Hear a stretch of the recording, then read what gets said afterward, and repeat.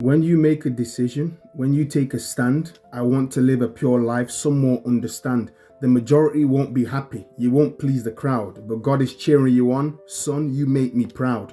Don't worry about the crowd. Don't worry about who's following. Keep walking on the path of purity. Don't stop. Keep going.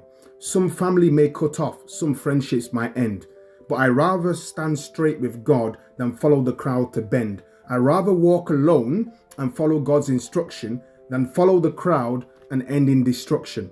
It is God that I want to please. I want to please Him. My life is for Him.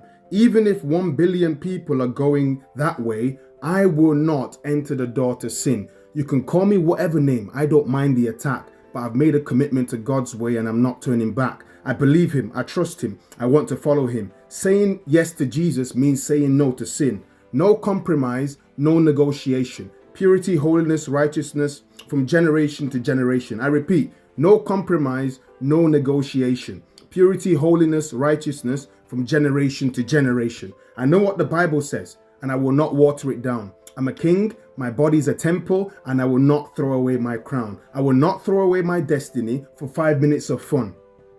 I will not throw away my destiny for 5 minutes of fun. I've heard God's voice. Well done, my good and faithful son. When you stand for purity, you can't sit with the majority. You have to make up your mind. If we want to truly follow God, we have to leave many things behind. The big question is, do you want to please God or do you want to please the crowd? Do you want to get their approval or do you want to make God proud? You decide.